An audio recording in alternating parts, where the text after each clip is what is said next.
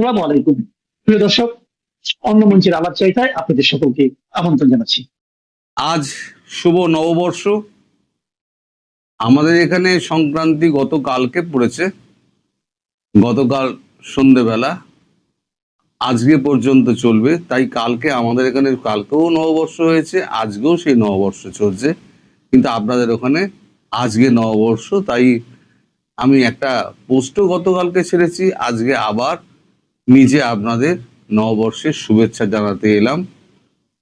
বড় যারা আছেন, যাদের আশীর্বাদ আমার খুব প্রয়োজনীয়, তাদের আমার প্রণাম। যারা আমার বন্ধু বান্ধব দর্শক আছেন, তাদের সবাইকে শুভেচ্ছা, ভালোবাসা।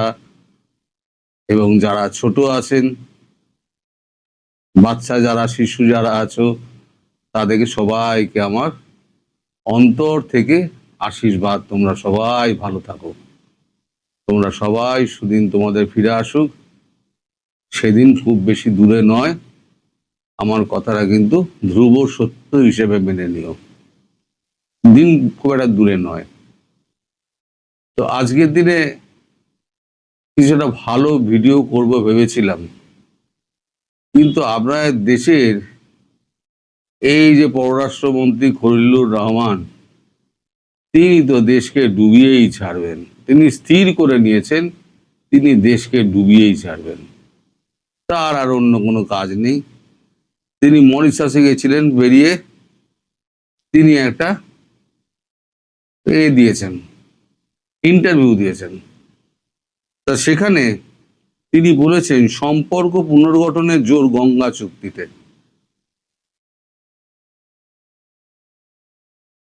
আমি পুরোটা পড়ে শোনাচ্ছি, এটা পড়লে আপনারা বুঝতে পারবেন যে এরপরে ভারতবর্ষ কি করতে পারে, কি করতে পারে।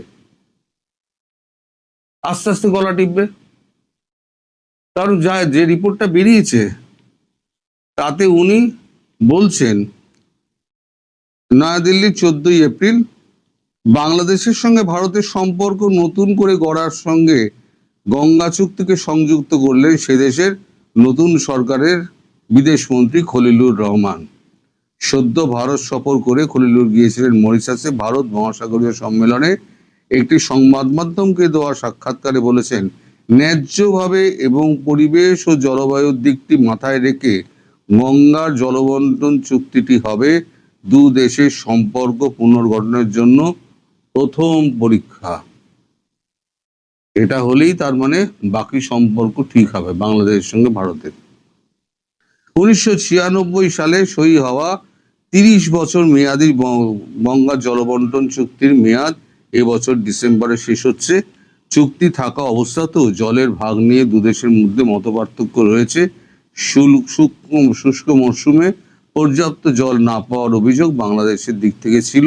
দুদেশের সামগ্রিক সম্পর্কের ক্ষেত্রে চুক্তি কতটা গুরুত্বপূর্ণ জানতে চাইলে খলিলুর বলেন, গঙ্গার জলের সঙ্গে আমাদের সম্পর্কটা বাঁচা মরার, আমাদের গোটা সভ্যতা ও জীবিকা গঙ্গার জলের উপর নির্ভরশীল। এটা ঠিক। এখন যে চুক্তিটা আছে তা কয়েক মাসের মধ্যে শেষ হয়ে যাবে। আমরা একটি সংশোধিত চুক্তি দেখতে চাই যা ভারতের জরুরি প্রয়োজন মেটাতে পারবে, যা মানুষের জরুরি প্রয়োজন মেটাতে পারবে। জলের যথাযথ বন্টন না হলে বাংলাদেশের জীবিকা, কৃষি এবং খাদ্য নিরাপত্তায় বিরূপ প্রভাব পড়তে পারে জানিয়ে তিনি বলেন, যেহেতু দুটি দেশ সম্পর্ক পুনর্গঠনে আগ্রহী, ন্যায্যভাবে পরিবেশ, জলবায়ু এবং সহনশীলতার ভিত্তিতে গঙ্গার জলবন্টন চুক্তিটি হবে দ্বিপাক্ষিক সম্পর্ক ঠিক করার প্রথম পরীক্ষা। চলতি মাসের গোড়ায় খলিলুরের ভারত সফরের আগেই বাংলাদেশের জলসম্পদ মন্ত্রী শাহিউদ্দিন চৌধুরী আনি জানিয়েছেন, গঙ্গা চুক্তি এবং তিস্তা মহাপ্রকল্প নিয়ে আলোচনার কাজ শুরু হয়ে গিয়েছে। টেকনিক্যাল পর্যায়ে কারিগরি বিশেষজ্ঞ যারা রয়েছেন তারা কাজ করছেন। এই নিয়ে চূড়ান্ত সিদ্ধান্ত নেওয়ার মতো জায়গায় পৌঁছায়নি, তবে আমরা কাজ অব্যাহত রেখেছি। আমাদের নিয়মিত বৈঠক চলছে, নিয়ম মাফিক এবং ধারাবাহিকভাবে চলছে। পাশাপাশি ভারতের বিদেশ মন্ত্রকের মুখপাত্র রণধীর জয়সওয়ালের বক্তব্য, ভারত এবং বাংলাদেশের মধ্যে জলসম্পদ বিষয়ক কাঠামোগত মেকানিজম ইতিমধ্যেই রয়েছে এবং সেটি কাজ করছে। তার মানে কাজ টাজ কিন্তু এর ভেতরে ভেতরে এগোচ্ছে।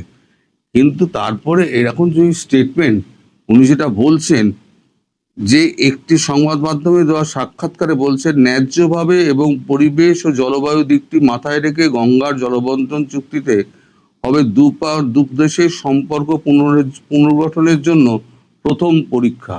তার মানে ভারতবর্ষকে পরীক্ষা দিতে হবে, সোজা কথা ভারতবর্ষকে পরীক্ষা দিতে হবে সে বাংলাদেশকে কতটা কাছে চায়। আচ্ছা আপনারাই বলুন, এখন যে বাংলাদেশের যে অবস্থা, আপনাদের বিদ্যুৎ নেই, আপনাদের ডিজেল নেই, পণ্য মূল্য বৃদ্ধি এই এই জায়গায় পৌঁছেছে, মানে দিনে তো আপনাদের 12 ঘন্টা মতো শুনছি কারেন্ট থাকে না। তারপরে একটা ওই যে চুল্লি ছিল যেটা তেল শোধনাগার যেটা ছিল পায়রা না কোথায়, সেটাও তো বন্ধ হয়ে গেছে, কারণ ক্রুড অয়েল তো পাওয়া যাচ্ছে না। ক্রুড অয়েল পাওয়া না গেলে তাহলে ওটা চালিয়ে রাখার একটা কষ্ট রয়েছে, তার থেকে বন্ধ করে দেওয়াটা ভালো। এটা বুদ্ধিমানের কাজ হয়েছে, যখন হবে তখন 2 মাস লাগবে ওটা চুল্লিটা চালু করতে, কিন্তু এই 2 মাসের খরচাটা তো বেঁচে যাবে। তো এই যখন অবস্থা, সেই সময় ভারতকে যদি শর্ত দেয়, ভারত সেটা ভালোভাবে মানবে? আপনারা শর্ত দেওয়ার জায়গায় রয়েছেন খলিলুর রহমান, দেশটাকে যা করে ফেলেছেন আপনারা, ধ্বংসস্তূপে পরিণত হয়ে রয়েছে। আমার এক বন্ধু বলছিলেন একটা পিলারের 4টে পিলারের ওপরে দাঁড়িয়ে, যে কোনো সময় একটা ভূমিকম্প হবে, ধাবাস করে পড়ে যাবে, এবং সেটাই হবে 2-4 মাসের মধ্যে।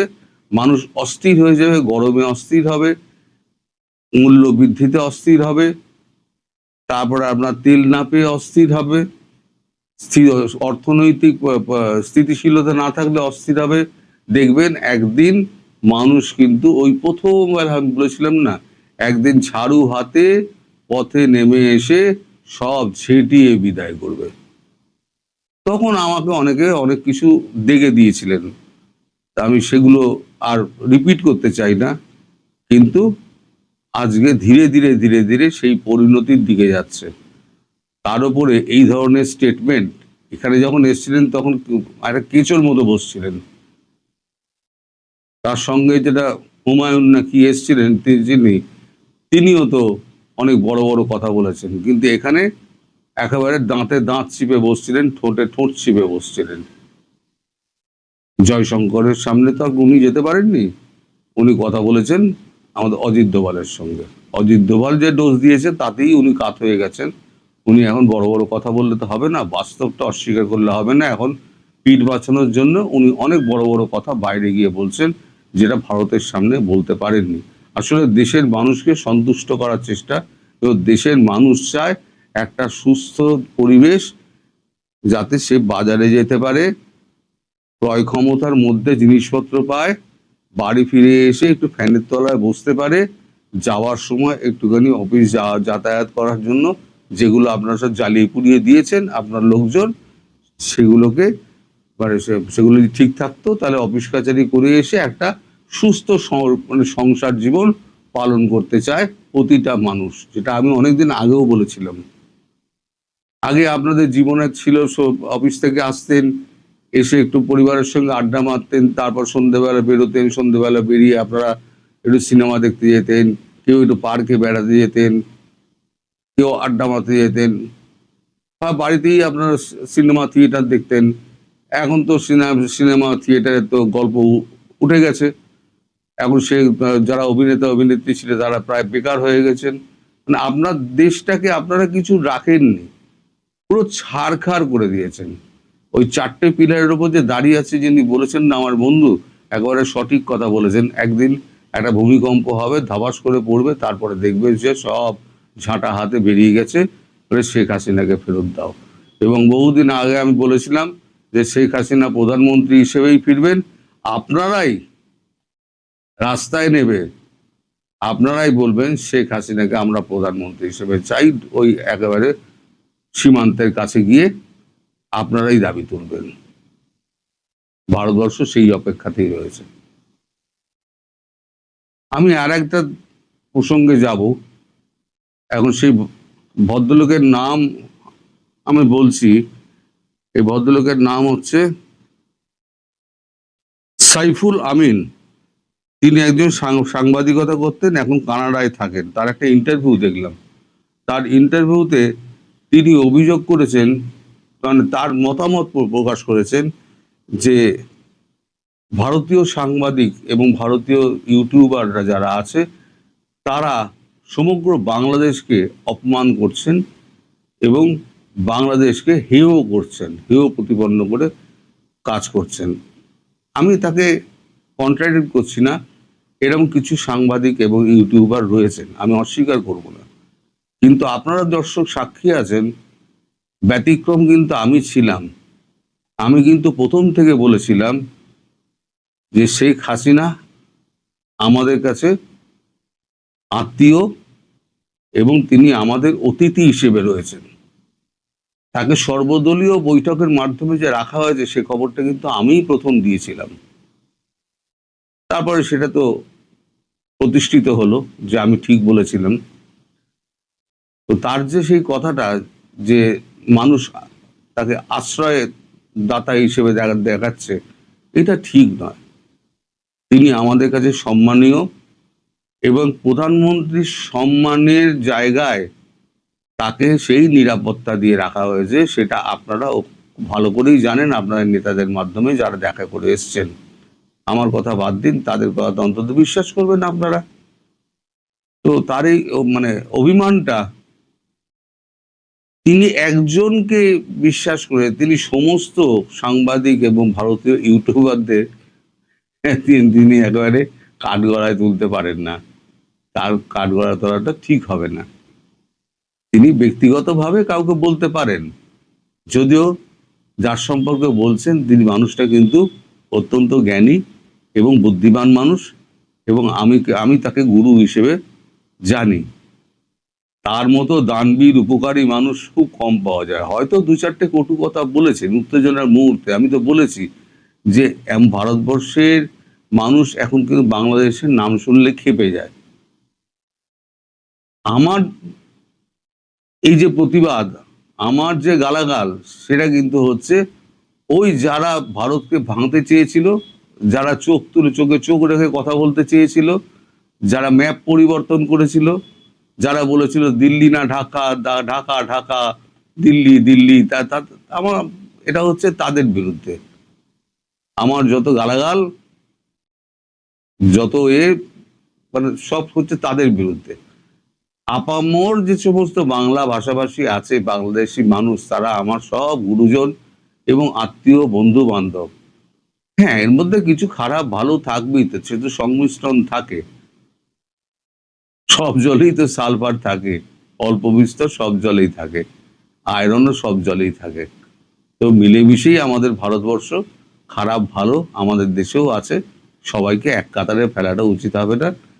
আমি জানাব, ওনার নামটা হচ্ছে সাইফুল আলম সম্ভবত, ওনাকে আমি অনুরোধ করব, সাইফুল আমিন, ওনাকে অনুরোধ করব উনি যেন আমাদের সবাইকে এক কাতারে ফেলে না দেন।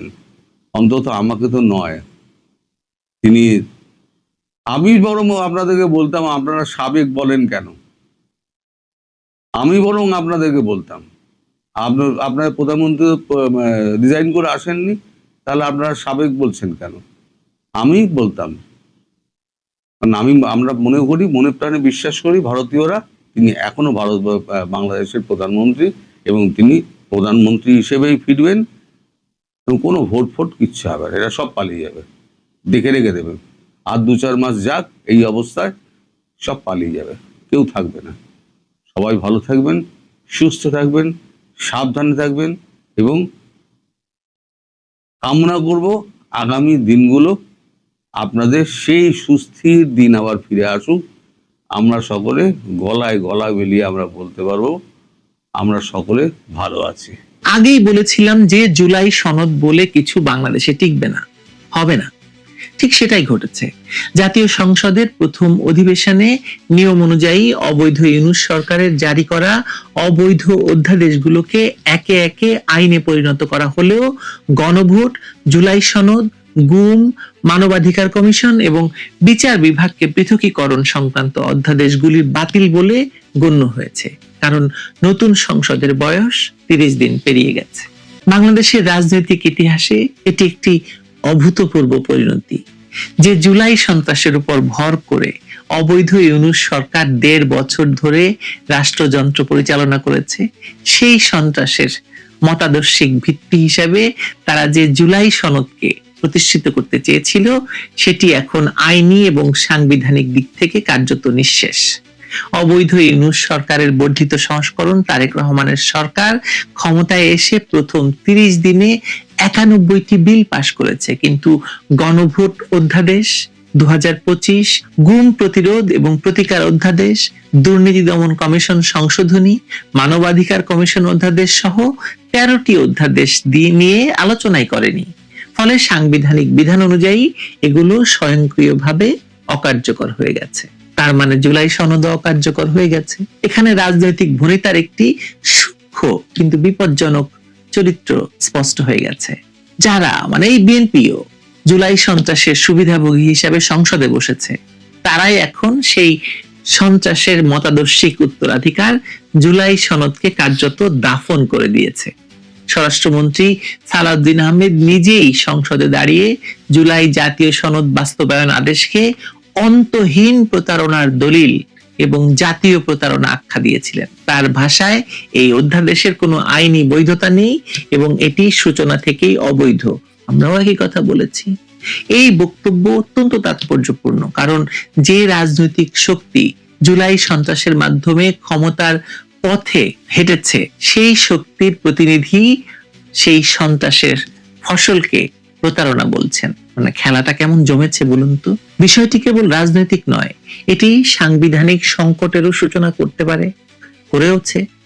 বাংলাদেশ সংবিধানের 93 এর 2 অনুচ্ছেদ অনুযায়ী কোন অধ্যাদেশ সংসদে উত্থাপনের 30 দিনের মধ্যে হয় পাশ করতে হবে, নয়তো অনুমোদন প্রস্তাবের মাধ্যমে বাতিল করতে হবে।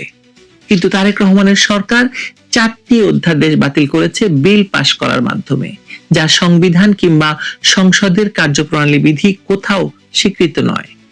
জাতীয় সংসদের কার্যপ্রণালী বিধির 144 বিধি সুস্পষ্টভাবে বলছে অধ্যাদেশ বাতিলের জন্য বিধিবদ্ধ প্রস্তাব পাশ করাতে হবে বা করতে হবে। 5ম এবং 7ম জাতীয় সংসদে এই প্রক্রিয়ায় অনুসরণ করা হয়েছিল। এই আইনি অসঙ্গতি প্রমাণ করছে যে এই সরকার রাজনৈতিকভাবে নয়, আইনি ভাবেও দায়িত্বহীন। যে গণভোট অনুষ্ঠিত হয়েছিল গত 12 ফেব্রুয়ারি নির্বাচনের দিন, তাতে হ্যাঁ পক্ষ জয়যুক্ত হয়েছে বলে দাবি করা হয়েছিল, কিন্তু তারেক রহমানের সরকার সেই গণভোটের ফলাফলকে কার্যত প্রত্যাখ্যান করেছে। বিএনপির সংসদ সদস্যরা সংবিধান সংস্কার পরিষদের সদস্য হিসেবে শপথই নেয়নি। এই বাস্তবতায় স্পষ্ট যে জুলাই সন্ত্রাসীদের হাত ধরে ক্ষমতায় আসা তারেক রহমানের সরকার সেই সন্ত্রাসীদের রাজনৈতিক দাবি থেকে সরে নিজেদের একক ক্ষমতা আরো নিরঙ্কুশ করার পথে হাঁটছে। জামায়াত এনসিপি নেতৃত্বাধীন বিরোধী জোট এতে ক্ষুব্ধ হয়ে ওয়াকআউট করছে, নাটক জমছে। তারা ঐক্যমত্য ভঙ্গ এবং আস্থা সংকটের অভিযোগ তুলেছে বিএনপির বিরুদ্ধে। কিন্তু এই ক্রোধের নৈতিক ভিত্তি কি আছে বলেন? যে জামায়াত এনসিপি জুলাই সন্ত্রাসের মাধ্যমে দেশে একটি অসাংবিধানিক এবং অগণতান্ত্রিক পরিবর্তন এনেছে, তারা যদি আবার সাংবিধানিক প্রক্রিয়া এবং গণতান্ত্রিক ঐক্যমতের কথা বলে, এটা নাটক ছাড়া আর কি হতে পারে বলেন? সংসদের গতি নিয়ে প্রশ্ন উঠেছে মারাত্মকভাবে। মাত্র 3 দিনে 35টি বিল পাশ করা হয়েছে, যার মধ্যে সুপ্রিম কোর্টের বিচারক নিয়োগ এবং নিম্ন আদালতের নিয়ন্ত্রণ সংক্রান্ত অধ্যাদেশ বাতিলের মতো স্পর্শকাতর বিষয়ও রয়েছে। বিচার বিভাগের স্বাধীনতা নিশ্চিত করতে যে 2টি অধ্যাদেশ জারি হয়েছিল সেগুলো বাতিল করে নিম্ন আদালতকে আবার আইন মন্ত্রণালয়ের অধীনে নিয়ে আসার সমস্ত পথ পরিষ্কার হয়ে গেছে। এর মাধ্যমে বিচার বিভাগের উপর সরকারি নিয়ন্ত্রণ একদম তারেক রহমানের হাতে চলে এসেছে। ক্ষমতার পৃথকীকরণ, কত কিছু আমরা শুনেছিলাম, সব শেষ। আইনমন্ত্রী আশ্বাস দিয়েছেন বাতিল অধ্যাদেশগুলো পর্যালোচনা করে পুনরায় বিল আকারে আনা হবে। কিন্তু আমরা তো বাংলাদেশের ইতিহাস জানি, আমরা দেখেছি যে যেসব কথা বলা হয় তা পালন হয় না। এই আইনি অসঙ্গতি এবং এই অতি দ্রুত আইন প্রণয়নের মাধ্যমে সরকার আসলে একটি কেন্দ্রীভূত ক্ষমতা কাঠামো গড়ে তুলছে। ডক্টর ইউনূস এটাই চেয়েছিল। ডক্টর ইউনূস নিজের হাতে এভাবে আইনকে অধ্যাদেশের মাধ্যমে নিজের হাতে নিয়ে এসেছিল। অবৈধ অধ্যাদেশের মাধ্যমে মানে আইসিটি বা আন্তর্জাতিক অপরাধ ট্রাইব্যুনালকে শেখ হাসিনার ফাঁসির জন্য তৈরি করা হয়েছিল। কাগজে সনদ লেখা সহজ, গণভোট আয়োজনও সম্ভব, কিন্তু টেকসই সাংবিধানিক পরিবর্তন আনার জন্য প্রয়োজন আইনি শুদ্ধতা, সংসদীয় সততা, রাজনৈতিক আন্তরিকতা, সর্বোপরি জনগণের সমর্থন। এসবের কিছুই তো এদের নেই। যেখানে এসবের ঘাটতি থাকে সেখানে বড় ঘোষণাগুলো শেষ পর্যন্ত প্রতীক হয়ে থাকে। তারপর বিতর্ক শুরু হয় এবং এক সময় এসব সবই কার্যকারিতা হারিয়ে ফেলে। এবং গত 43 দিনে আপনারা সেটাই দেখেছেন। জুলাই জাতীয় সনদের ক্ষেত্রেও সেটাই ঘটেছে। যে দলিলকে ভবিষ্যতের পথরেখা বলা হয়েছিল তা নিজেই এখন পথহারা। যে গণভোটকে চূড়ান্ত জনসমর্থনের দলিল বলা হচ্ছিল তা এখন সংসদীয় অনাস্থা, সাংবিধানিক প্রশ্ন এবং রাজনৈতিক পারস্পরিক অবিশ্বাসের ভেতর আটকে গেছে। জুলাই সন্ত্রাসের মাধ্যমে যে রাজনৈতিক পরিবর্তন আনা হয়েছিল বলে দাবি করা হচ্ছে তার মতাদর্শিক স্তম্ভগুলো একে একে ভেঙে পড়ছে। জুলাই সন্ত্রাসীরা যা চেয়েছিল তা পাচ্ছে না। বিদেশি মদদে যে সাজানো নির্বাচনের মাধ্যমে তারেক রহমানকে ক্ষমতায় বসানো হয়েছে, সেই সরকার এখন জুলাই সনদকে প্রতারণা বলছে। ফলে জুলাই সনদ, গণভোট সবই ভুয়া হয়ে গেছে। আরো একবার প্রমাণ হলো যে বন্দুকের নল এবং বিদেশি ষড়যন্ত্রের উপর ভর করে গড়ে ওঠা কোনো রাজনৈতিক ব্যবস্থা দীর্ঘস্থায়ী হয় না, হতে পারে না। বাংলাদেশের জঙ্গলি শাসন তো হবে না, তাই না? 1972 সালে যে সংবিধান রচনা হয়েছিল তা পৃথিবীর ইতিহাসে এক অসামান্য দলিল। সেই দলিলকে অস্বীকার করে একটি সন্ত্রাসের মাধ্যমে জুলাই সনদ প্রণয়ন করবে এবং সেটা বাংলাদেশে ঘটবে, এটা শুরুতেও বিশ্বাস করিনি, এখন তো করছি না, এবং সে কথাই প্রমাণিত হয়েছে। ভালো থাকবেন।